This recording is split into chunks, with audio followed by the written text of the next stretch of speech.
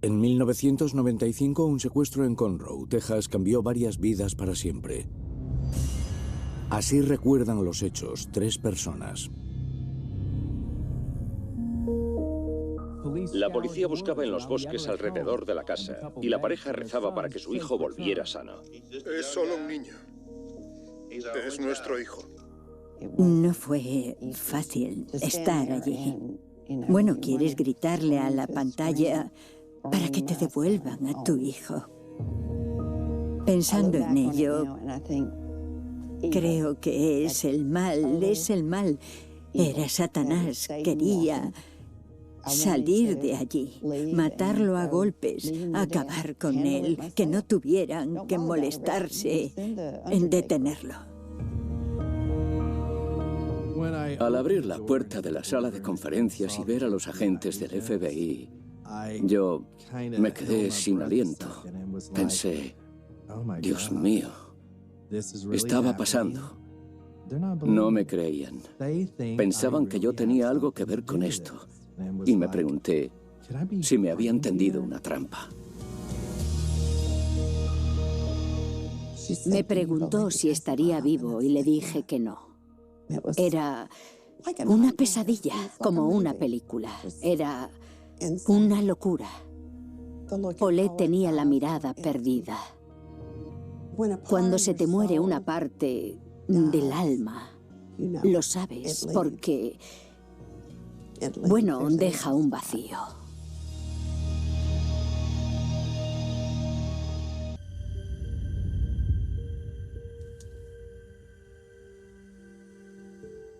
Cuesta mucho hacerse a la idea de que han secuestrado a tu hijo.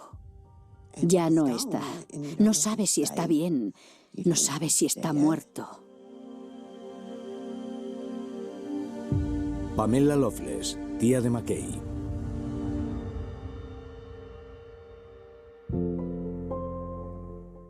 La primera Navidad que vinieron Paulette, Carl y McKay a mi casa, McKay y yo congeniamos al momento. McKay directamente se me sentó encima y miró al árbol y preguntó, ¿todo esto es para mí? Y casi todo lo era, casi todo. Desde ese día tuvimos una conexión instantánea. McKay siempre venía en octubre. Os diré que nos pasábamos el día jugando.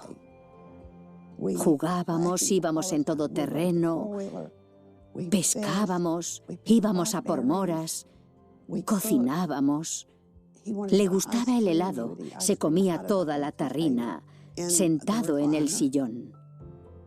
Yo nunca le negaba nada, siempre decía que sí, podía hacer lo que quisiera.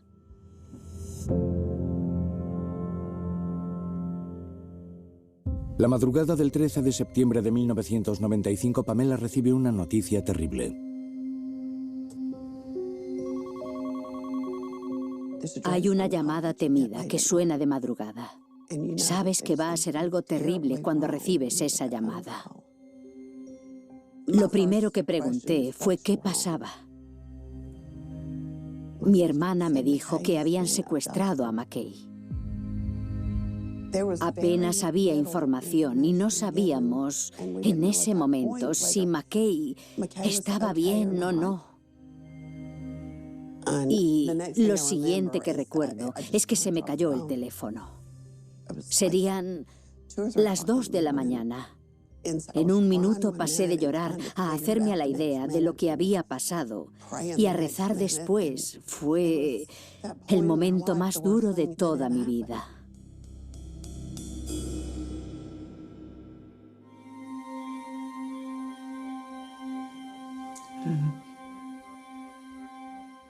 Una amiga una vez me dijo que si tienes la casa más bonita, el marido más guapo, el niño más guapo y el perro más bonito, seguro que te pasará algo.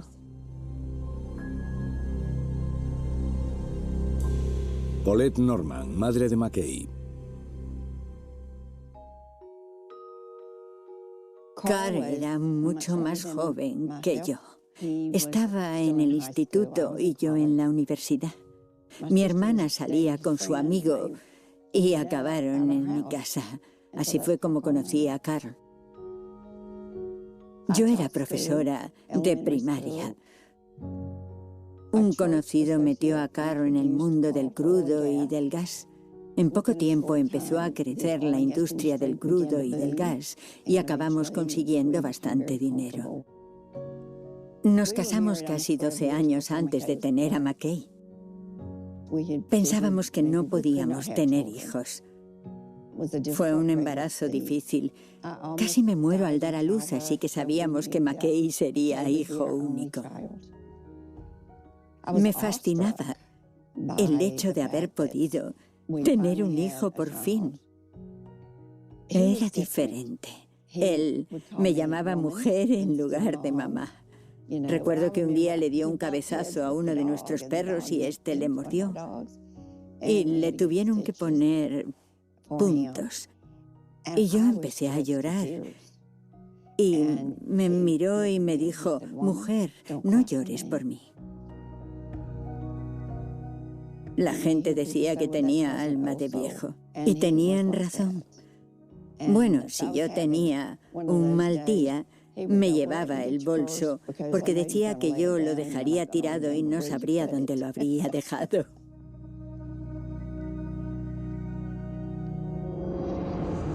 Martes 12 de septiembre de 1995. Paulette y Carl se preparan para dejar solo a McKay mientras ellos tienen una cena de negocios. Teníamos un sistema de alarma que íbamos a encender.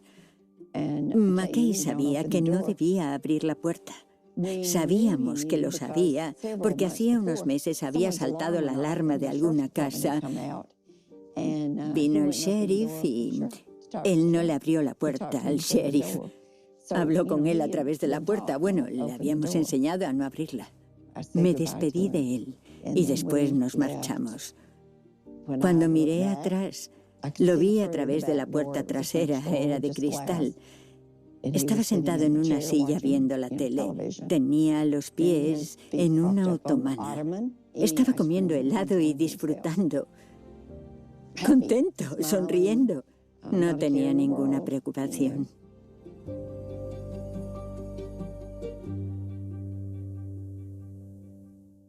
Fuimos a la reunión. Cada media hora Carl llamaba a casa y comprobaba que McKay estuviera bien. Estuvimos bastante tiempo en el restaurante. Pedimos y Carl se levantó y fue a llamar a McKay. Volvió a la mesa y me dijo que iba a ir a casa para ver si McKay estaba bien. Yo podía volver con unos vecinos. No me contó nada más. Me dijo que se iba a casa. En ese momento pensé que estaba cansado y se iba a casa, que quería retirarse y que se iba a casa para cuidar de McKay. Tomamos el postre y mi vecino se fue a llamar por teléfono y volvió y me dijo que era hora de volver. Pensé que vale, que nos íbamos. Cuando estábamos en el coche de camino a casa, recuerdo que me dijo, Paulette, Carl está en casa y no encuentra a McKay.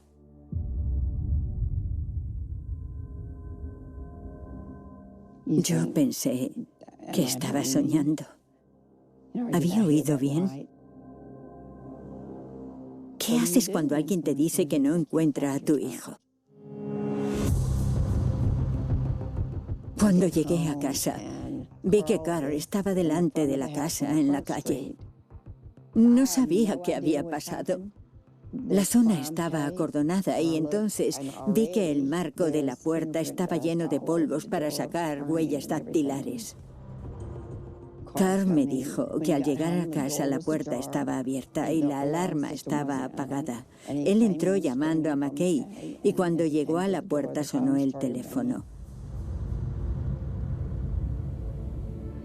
Carl me dijo que habían pedido un rescate.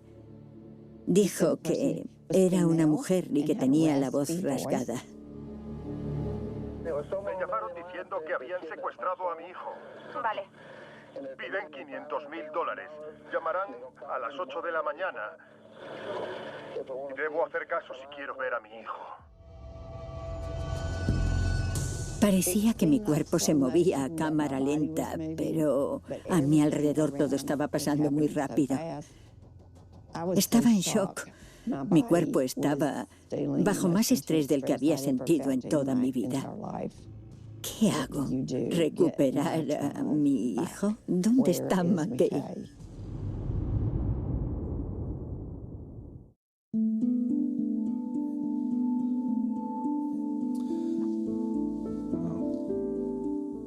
Así es como los recuerdo.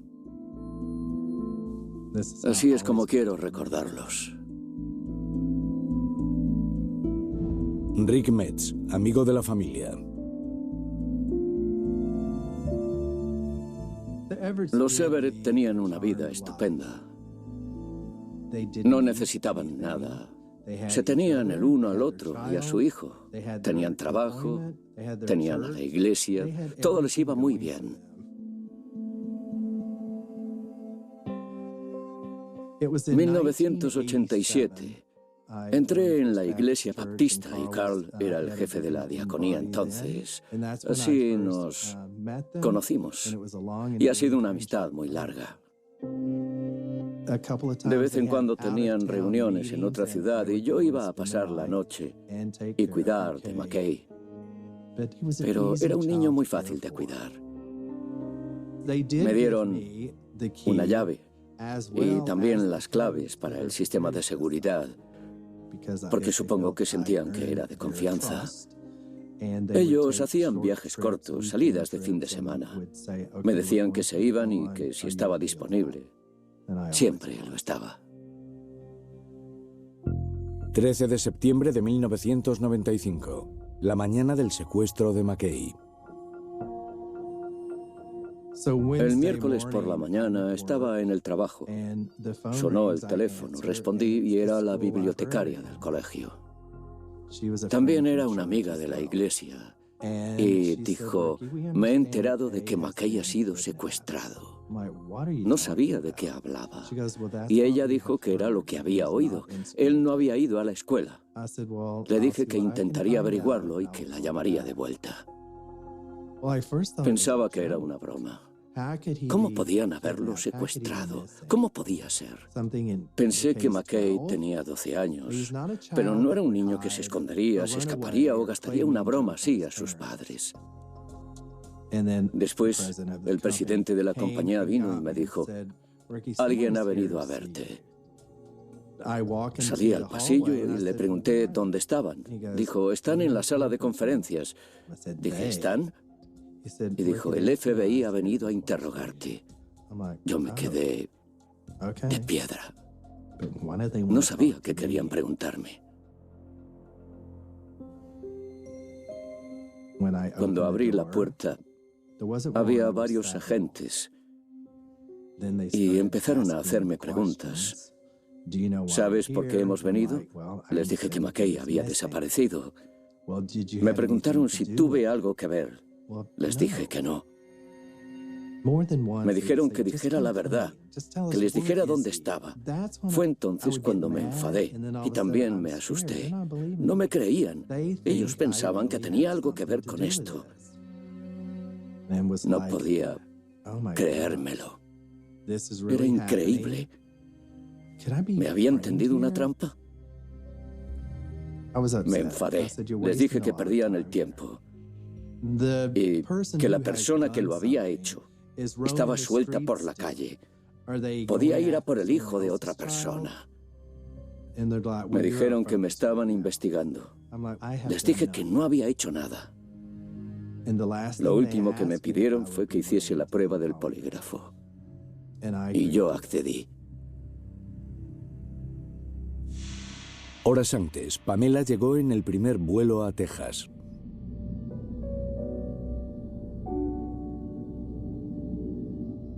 Cuando llegué a casa de Paulette y de Carl, era un caos total. No sabíamos qué hacer. Había agentes del FBI por todas partes. Había policías, había helicópteros. Todo era confuso. Todo era caos y confusión. Carl estaba deshecho emocionalmente. Decía, he fallado, no he podido proteger a mi hijo contra el mal y ahora tengo que recuperarlo. Tengo que traerlo a casa. Paulette estaba fatal, estaba catatónica, apenas podía hablar y andar. Empezó a llorar. Lloraba muchísimo. Yo solo podía sacudir la cabeza. Y ella decía, no está, no está. ¿Qué voy a hacer sin McKay? Hay que encontrar a McKay. Sentía que, como Paulette no sabía qué hacer, yo debía estar tranquila. Yo no podía llorar y debía decir que todo iba a salir bien, que todo se iba a solucionar. Eso era lo que debía hacer.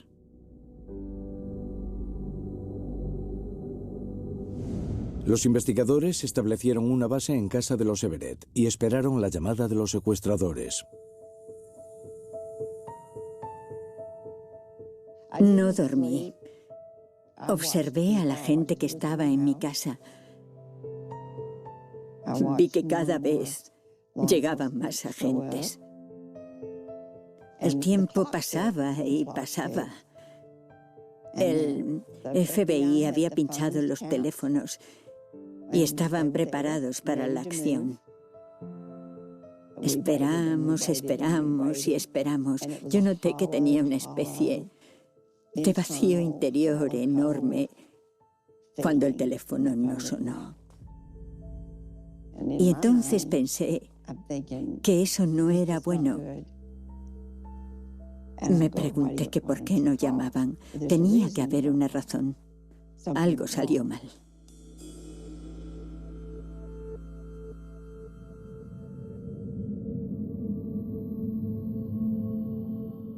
El tiempo corría y cuanto más tiempo se tarda en encontrar al secuestrado, es cada vez más complicado que vuelva a casa. ¿Dónde estaba y quién lo tenía? Debía ser alguien. Hablamos con un perfilador del FBI. Fue una conversación larga. Intentaba crear un perfil del tipo de persona que haría esto. Enseguida preguntó que a quién conocíamos y que a quién abriría la puerta McKay. Hicimos una lista de amigos. Fue algo surrealista, porque te dicen, ¿qué tienes que hacer? Una lista de amigos, no de posibles desconocidos o conocidos lejanos que podrían ir a casa. Eran personas que conocíamos, que conocían a McKay. Eso es aterrador. Me aterraba pensar que alguien que nosotros o que McKay conociese tuviera las agallas de secuestrarlo.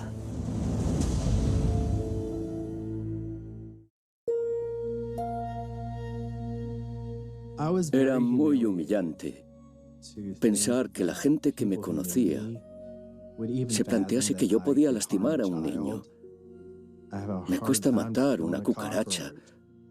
Nunca le haría daño a un niño.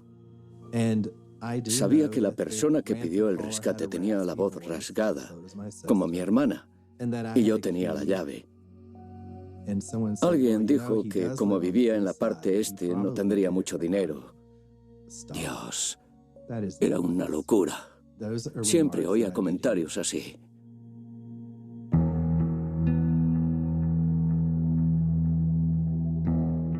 La prueba del polígrafo fue muy rara.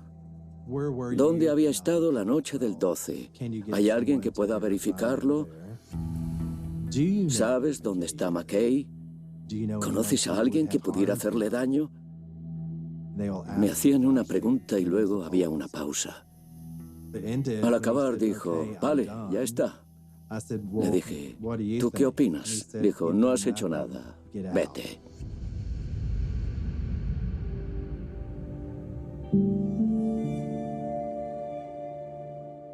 Volví al trabajo y, por supuesto, la gente ya había empezado a hablar de esto. Recuerdo que un tipo en el trabajo me preguntó si iba a subir al tejado y a saltar. Él estaba insinuando que yo había hecho algo y que me iba a suicidar para evitar ir a la cárcel. Después mi padre me dijo que el FBI había ido a su casa. Le dije, ¿por qué? Dijo que fueron 6 agentes. Dijo que peinaron toda la casa, el cobertizo, y que habían recorrido la propiedad de lado a lado, incluso debajo de la casa. No tenían orden de registro. Habían llegado y entrado sin más.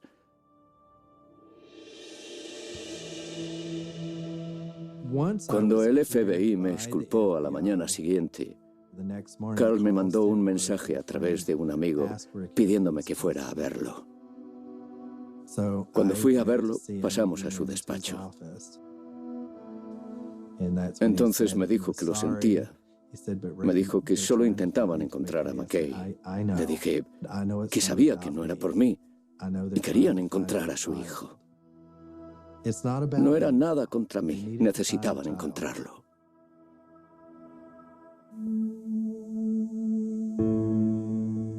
El FBI sabe perfectamente lo que hace. Saben que muchas veces las personas que abusan de niños o les hacen daño son personas que conocen, no son desconocidas. Un día vino un vecino y nos contó que estaba sacando la basura y que un coche casi lo atropella. Y después describió el coche y dijo que tenía un símbolo en la parte trasera. No sabía de quién era el coche, pero era dorado.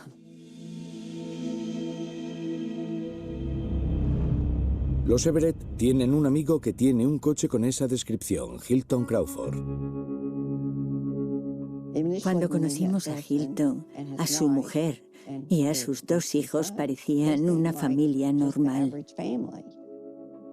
Los niños jugaban al béisbol, Hilton era entrenador. Hilton tenía experiencia en las fuerzas de seguridad y estaba trabajando para una empresa de seguridad. McKay lo llamaba tío Hilty. Aquí, bueno, los niños a veces llaman tío a los amigos. Él era el tío Hilty. Un día Hilton vino a hablar con nosotros para abrir un negocio juntos.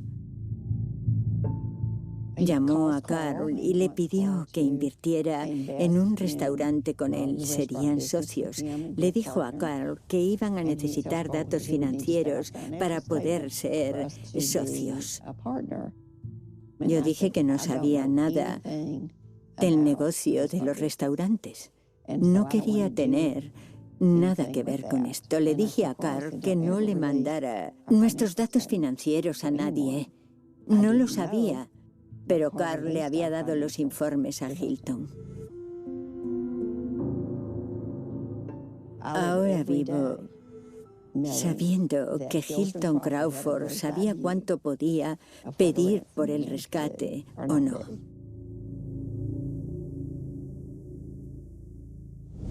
Paulette recuerda algo de la noche del secuestro.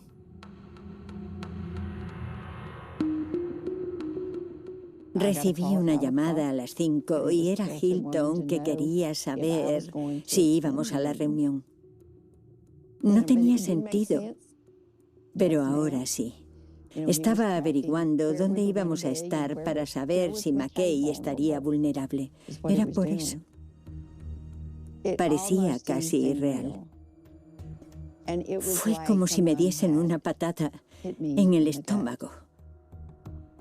¿Cómo podía alguien pasar de ser una persona tan amable con los niños a ser un monstruo? ¿A ser alguien tan malvado? ¿Pensaba que lo conseguiría? ¿Realmente pensaba que funcionaría? Fue devastador. Quería salir y matarlo de una paliza y solucionarlo. Así nos ahorraríamos el juicio. No se tendrían que preocupar por detenerlo.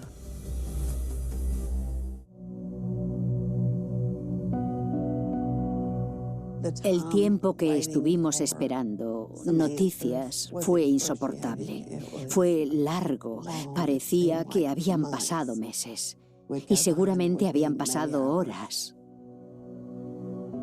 Creo que Carl tenía esperanzas de encontrar a McKay con vida. Creo que Paulette no lo estaba procesando por completo. No estaba nada bien.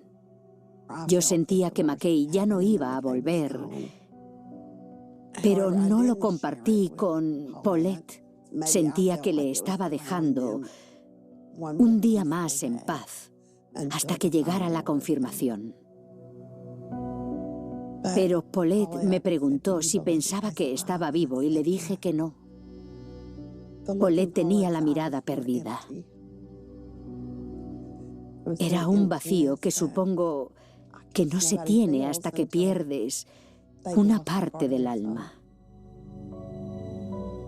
Cuando se te muere una parte del alma, lo sabes, porque, bueno, deja un vacío.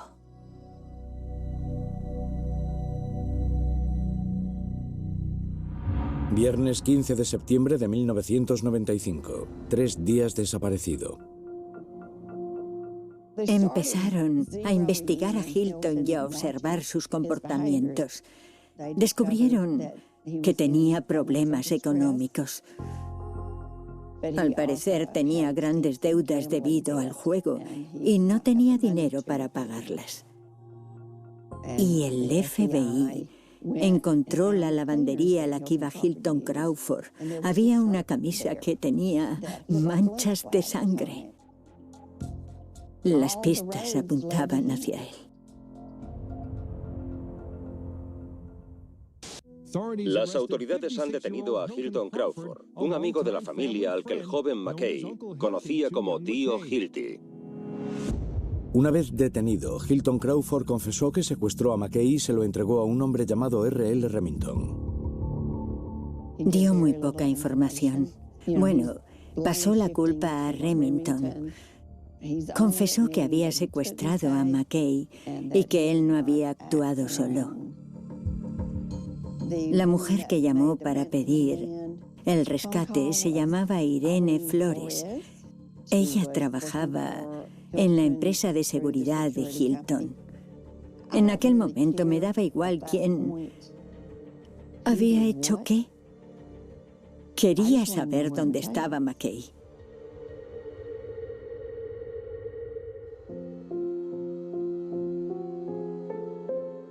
El FBI se había quedado sin pistas. No sabían dónde más buscar o con quién podían hablar. Carl vino a verme y me dijo que quería que yo fuera a hablar con la mujer de Hilton y que yo le dijera que ella debía ir con sus hijos a la cárcel y que no podía marcharse hasta que Hilton le diera un mapa de dónde estaba McKay.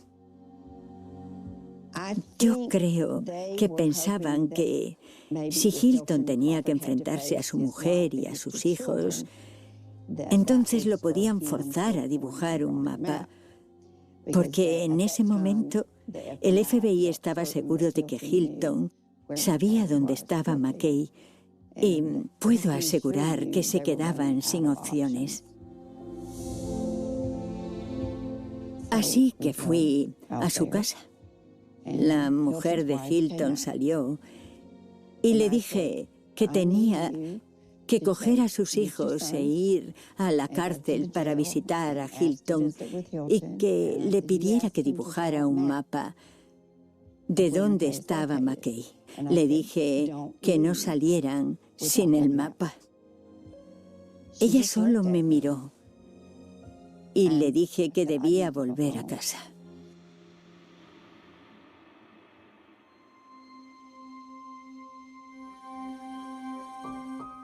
Estaba bajo toda la presión que podía aguantar.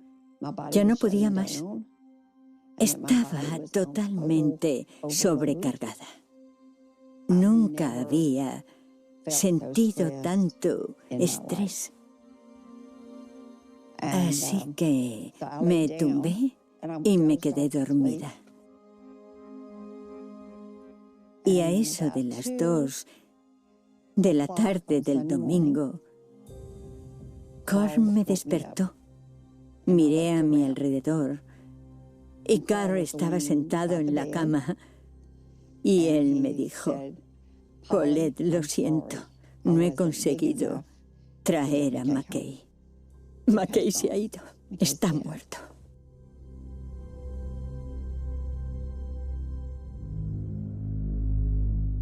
Fue como si todo se detuviera.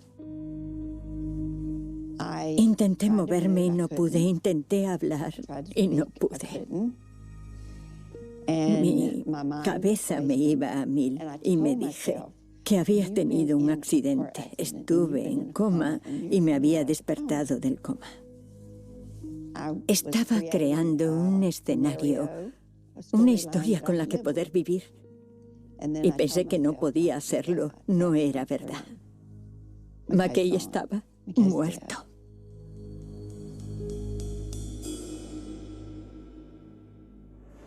Encontraron el cuerpo de McKay a 400 kilómetros en Luisiana.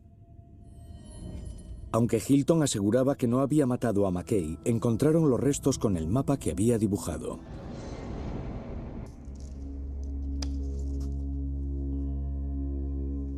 Ojos muertos. Yo llamo a esta foto de ojos muertos. Sin emoción. No quiero mirarlo más. La gente me pregunta si no lo he perdonado. No me había robado $1 de la cartera. Me había robado mi bien más preciado.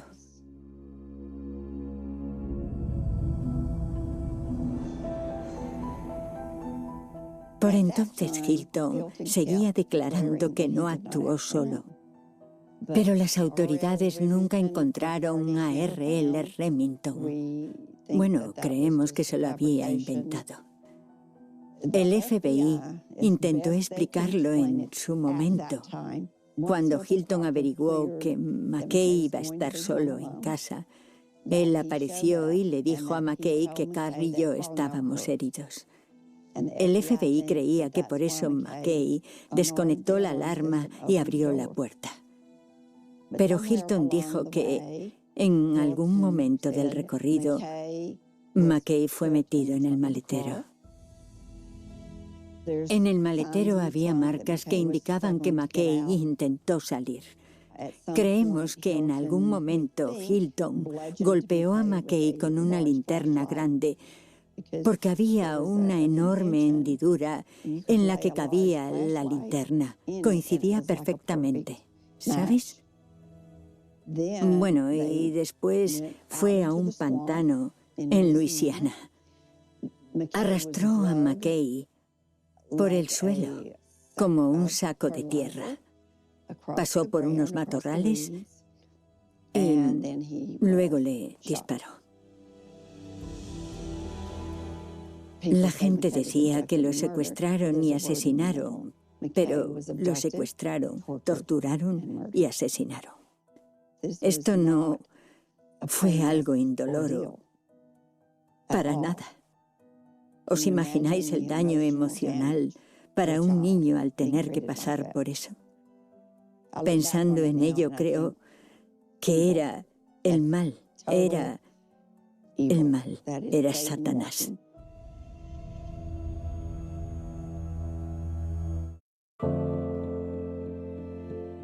Uno de los días del juicio explicaron lo que había hecho McKay en el maletero del coche. Intentó quitar las juntas y consiguió quitarlas. Si hubiera tenido 10 minutos más, podría haber escapado. Y bueno, de repente Paulette empezó a gritar sin más. Gritó: no, no, no, no. Paulette no pudo aguantar los detalles. Sus gritos llenaron la sala. Entendió la magnitud de lo que McKay había vivido y que seguramente estaría aterrado. Parecía una pesadilla, una película. Era una auténtica locura. El resto del juicio, Carl y yo fuimos al juzgado cada día. Paulette se quedaba en casa y le hacíamos un resumen por la noche. El 24 de julio de 1996, Hilton Crawford fue declarado culpable de asesinato y condenado a muerte. Irene Flores fue condenada a 25 años. Recibió la condicional en 2018.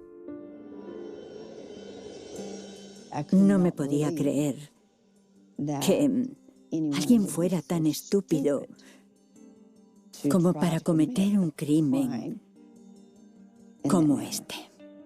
Parecía que ninguna parte del plan pudiese funcionar. Es que no puedes secuestrar a un niño que conoces y luego devolverlo. Yo creo que siempre planeó matar a McKay. Pero siempre he dicho que cualquiera de nosotros, cuando estamos a punto de hacer algo que no debemos, que está mal, podemos volver atrás. Y Hilton Crawford podría haber dado la vuelta en cualquier punto de la autopista. Podría haber metido a McKay en el coche y haberlo traído a casa, pero eligió no hacerlo. ¿Cómo podía tener a un niño que era tan guapo y que de pronto llegue el mal y destroce nuestras esperanzas, sueños y todo lo que queríamos que tuviera en su vida? Y acabar con él como si apagara una colilla.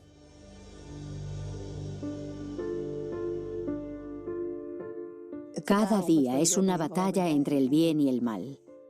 El mal ganó esa batalla. No la guerra, la batalla. La vida de Paulette y Carl se desmoronó después de la muerte de McKay. No sé si fue por el sentimiento de culpa porque su hijo ya no estaba, pero me entristeció y lloré mucho. Lloré mucho porque Carl siempre sería el padre de McKay y Paulette siempre sería la madre de McKay.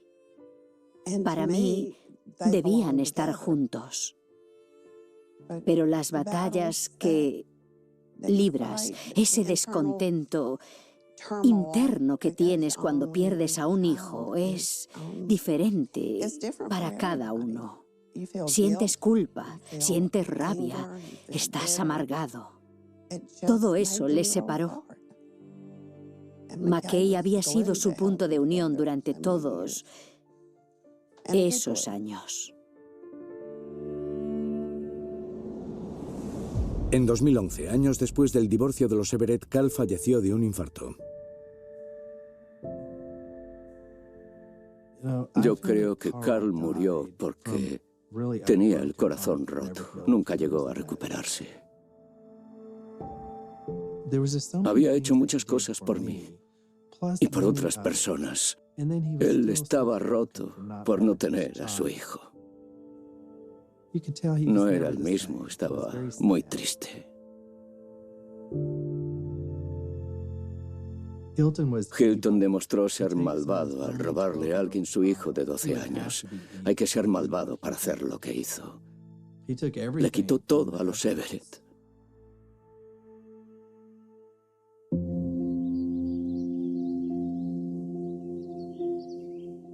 Fue doloroso que me acusasen de algo tan horrible. Iba a trabajar, pero volvía a casa porque no quería que la gente me hablara de ello.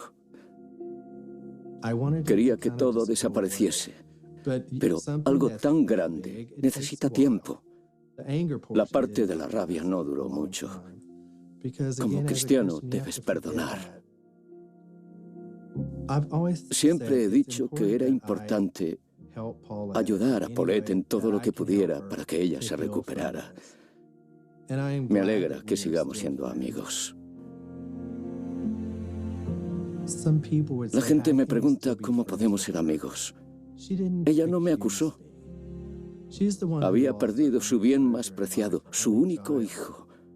Debía estar a su lado para ayudarla a seguir adelante con su vida. Creo que el resto de su vida va a ser un proceso de recuperación.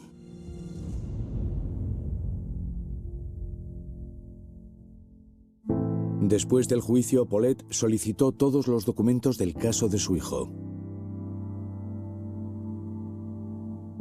Cuando lo pedí todo en la oficina del fiscal, me dijo, es mejor que no lo veas.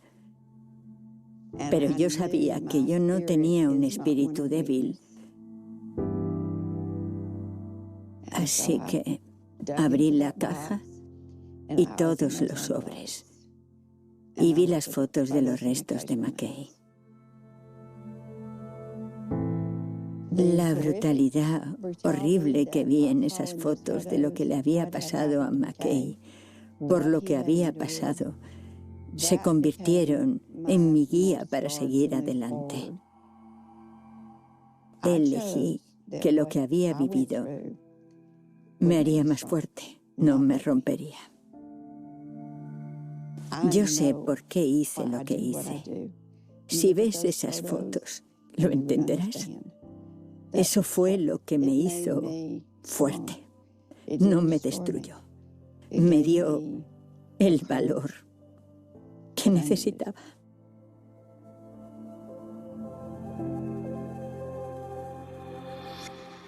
La madre de la víctima presenciará la ejecución. Durante años pensé que no iría a la ejecución. Pero a medida que se acercaba la fecha, empecé a abrirme un poco a la posibilidad de ir. Así que tomé la decisión de ir. En el momento de la ejecución, él pidió perdón. Pero él nunca llegó a confesar el haber matado a McKay. Y en mi opinión, si tú quieres que Dios te perdone, tienes que admitir el pecado. Si no lo haces, ¿cómo puedes pedir perdón? Entonces, declararon su muerte. Se había acabado esa parte.